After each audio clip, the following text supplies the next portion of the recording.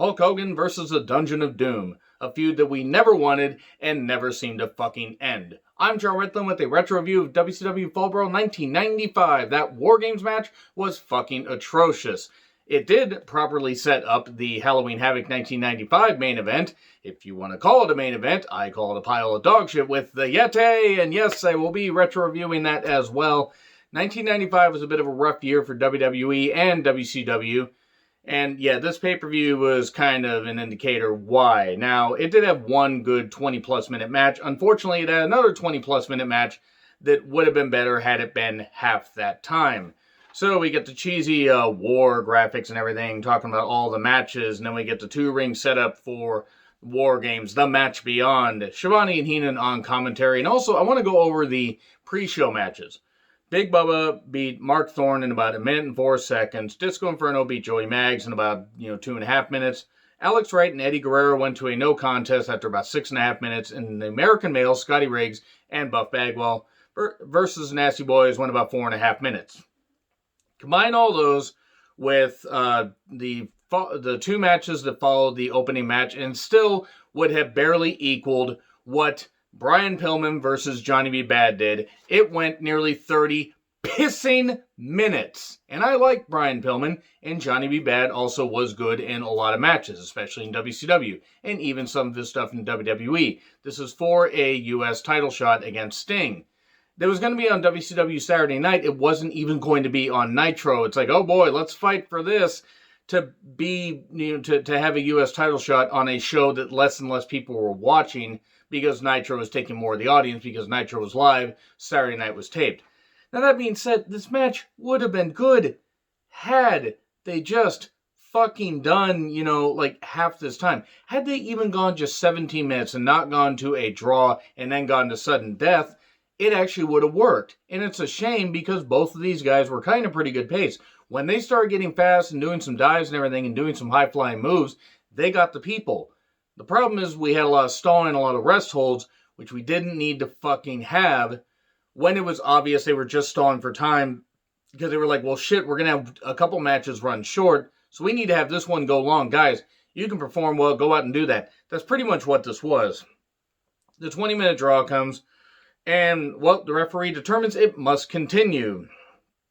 So we get the bad move, we get a launch into the barricade, we get a suicide dive where, Pillman got distance, but unfortunately due to the fact they had steps leading up to the ring and the fact that Bad was a little bit too far out, yeah, in retrospect, that was a bad idea. Crossbody collision, but Johnny B. Bad gets the pin, 1, 2, 3. He wins the U.S. title shot, that is, against Sting, and naturally would not win it. Look, it's not that this match was bad. It was long for the sake of long, and you can't have matches just go long just to fill time and make them good. A 30-minute match, or almost 30-minute match, just because of the time limit does not mean it's good. You have to build it properly, and at times it worked, and a lot of times it didn't. And then we get Flair talking about Arn, the friendship, and the match we're going to have tonight. Then we get Cobra, who was Jeff Farmer, who would become NWO Sting, and actually make a pretty damn good living over in Japan, apparently, and good on him for doing that. Versus Sergeant Craig Pitbull Pittman. I don't know what this feud was. I don't know why this feud was. I was 14 years old when this pay-per-view happened. I remember watching this. I'm like, what the fuck? Why is this happening? Cobra, comes down. He's like, just waiting. And Pittman repels from the ceiling. It takes him about 40 years to get out of that harness, which, granted, I didn't want him to get hurt or anything, but he gets these, this, row of bullets and everything, or the string of bullets, and starts to choke out Cobra before the match even starts. This weird, this guy in military garb, I think he was a private or, something or whatever, was distracting Cobra, and then literally beats him within like 1.5 minutes. I mean, if it's not Cobra Commander, which actually would have been more interesting, because then he would have been able to just get in the pod and vanish. Cue the G.I. Joe references. Yeah, he beats him in 1.5 minutes, and then we get Paul Orndorff upset because he had been losing a lot. And then this weird psychic, Gary Spivey, of the Psychic Network, or whatever the fuck it was, He gets him to like believe in himself and everything, and look in the mirror and hey, you know, you're Mr. Wonderful, Paul Orndorff. You are Mr. Wonderful. You are great, and all that. And then he would start carrying the mirror with him, and he would start being Mr. Wonderful and have some of the worst theme music ever. And also, this wouldn't last very long because he would have neck injuries. He would have a neck injury. He would have, you know, the atrophy, like because of his arm and everything. He would have to retire, or at least, you know, take a hiatus and everything. He would be able to train at the WCW power plant. And then he did have a brief comeback in 2000, which I actually did just retro review at Fall Brawl 2000. Man, if I thought this show was bad, that show was even worse. And yes, I'm going to continue to retro review WCW 1995 and 2000. Because why not see when it started and it was bubbling up and then when it all collapsed by, you know, 2000 fucking Christ. Thanks, Vince Russo. And thanks, AOL Time Warner merger. So anyway, yeah, the whole Pillman Cobra thing was a wash. This Orndorff thing was weird because I don't know why the Psychic had a weird poofy afro, a white afro where it literally looked like he took one of those, you know, those scouring pads and just put it on his head. It was really, really odd. And then DDP with the Diamond Doll and Max Muscle versus Renegade with Jimmy Hart for the WCW TV Championship, that is. Let me make it clear that I feel really bad for Renegade. If you know anything about how the man's life ended, very, very sad. And they set him up to fail. This whole fucking Renegade gimmick did not get over at all. It went fucking belly up very quickly. It was pretty much just dooming his goddamn career. And he would bounce around in WCW for a while after this, but he would just be a jobber. I mean, a bit after this, Jimmy Hart would do the famous thing like, you know, you're just Rick Wilson. You're Rick Wilson. You're nothing. You're a nobody. I mean, that's a great thing to do. I mean, it would be a few years before he unfortunately took his own life, but that's a great way to treat your talent that you kind of gave the rocket to. Even though apparently, I guess the reason as to why he didn't, as to why, you know, his momentum got halted is because Ultimate Warrior appeared, and it's like, oh, it took away the illusion. Everybody with a fucking working brain, half of a working brain, knew it wasn't Ultimate Warrior. That's why it didn't work. If they had had him appear as a Renegade and not had him appear as an Ultimate Warrior ripoff, just take away the face paint and everything, don't have him do so many of the Warrior mannerisms, might have worked. I mean, he wasn't a bad worker, but it was doomed to fail. At one point, DDP kind of sold around, stumbled and everything, and fell over. And he even said this about DDP the way he was bumping. Said, this man is lucky he didn't kill himself. Unfortunately, it was in a match with Renegade, and I cringed. And I know that wasn't the intention, but just knowing what would happen. And this was not good. There was interference and a diamond cutter for 3. It wasn't a good match. We then get Harlem Heat with Sister Sherry versus Slater and Bunkhouse Buck with Colonel Rob Parker. WCW Tag Team Championship match, by the way. And a side story of Sherry and Parker seemingly being like two kids in love, despite the fact they were in their mid-40s. Hey, whatever. We all find love when we do. Except me. I refuse to. Moving on. So, it was what it was. Buck and Slater at this point were really not very good. I mean, they weren't bad. They were, you know, territorial wrestlers. But Harlem Heat clearly were the ones that had to carry this goddamn thing.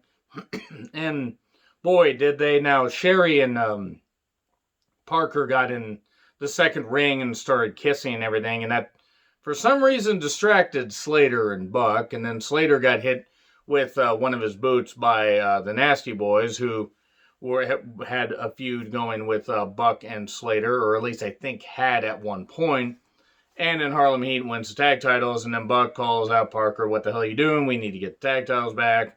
And then Parker cuts a decent enough promo. It was what it was. It was a weird angle. Very weird angle. Sherry also was a goddamn beauty at this point. I mean, was even in her prime, but even as a manager here, still was. Aged like a goddamn fine wine. Shame she passed away as young as she did. And then we get an Arn interview. Says he's a nervous wreck. Sometimes, you know, you gotta, when words don't work, you gotta take action against a friend, even somebody you consider a friend. I believe he has gone on record as saying when he was done with this promo, he had to go throw up because he was that upset. And if it wasn't this promo, it was something very, very recent before this, but he had cut some promo and it was just very close to the bone. it cut very, very close, and I don't blame him for, being at the time upset, because him and Flair were like brothers. And then we get Arn Anderson versus Ric Flair, and the match is quite good. It's very good, actually. This is a very well-paced match, great storytelling. These two friends that didn't really want to fight each other, but had to fight each other. In all honesty, this should have been the main event, but it couldn't be the main event because of War Games. And Colonel Rob Parker and Big Bubba are at ringside, while in the front row. And then Eddie and Alex Wright are in the crowd, despite the fact they just had the no contest. And then Pillman's also in the crowd with Scotty Riggs, and I believe Buff Bagwell was also there. And crowd was electric. I encourage you guys to go check out this match. It's really goddamn good, really, really good. The pacing was great, the strikes, the wrestling, figure four got locked on, very nice counters. And Pillman does try interfering. Flair knocks him down, but then Pillman, while the referee's distracted, gets a kick to the back of Flair's head. DDT from Arn, 1, 2, 3, and Arn gets a victory. And then that would cement the split between Flair and Arn, and they would not team up until they, got Sting to buy into the whole damn bullshit. And then Sting fell for Ric Flair's trap, despite the fact he'd feuded with him before, even a year before, and he bought into it. Fucking hell, Sting's a goddamn idiot sometimes, isn't he? Or at least they booked him like an idiot. Now, that being said, it was a pretty damn good match, though. We then get a video package hyping up, the main event. We have Hogan, Savage, Sting, and Luger, and Jimmy Hart in camo paint and gear and everything, and Jimmy Hart waving the American flag. And I gotta say this much: whoever was on cocaine, clearly it was way too much of it. Look at how everybody was running around during this. Everybody had to have been on something, amphetamine, something. I don't know what the fuck it was, but it was insane. They were absolutely just incredibly energetic, more energetic than anybody should be, especially for a match like this, because it was the main event of Hogan's team, the Hulkamaniacs, Hulk Hogan, Randy Savage, Sting, and Luger, replacing Vader, who had left the company a week prior. Jimmy Hart there at ringside versus the Dungeon of Doom members, the Shark, no longer Avalanche. Can't imagine why that name didn't work out. Yeah, can't imagine why Avalanche didn't work out. Oh wait, maybe it's because it was a little bit too close to Earthquake. Kind of like when they called the former boss man, the Boss. Can't imagine how they got away with that one. But anyway, we get the Shark, we get Kamala, Ming, and Zodiac. Yes, one of the 2,000 gimmicks of Bruce Beefcake had in his career. And Kevin Sullivan at ringside. If Hogan's team won, he got 5 minutes alone with the Taskmaster. Yay, because just what I want to see, Hogan, who couldn't really work, against Kevin Sullivan, who could never work.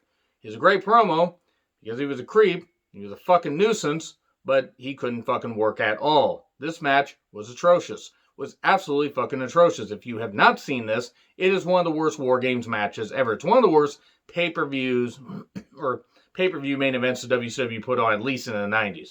At least until, well, I'd say until 99. They did a lot of bullshit after that. This was pretty fucking shit. Sting and Shark start off.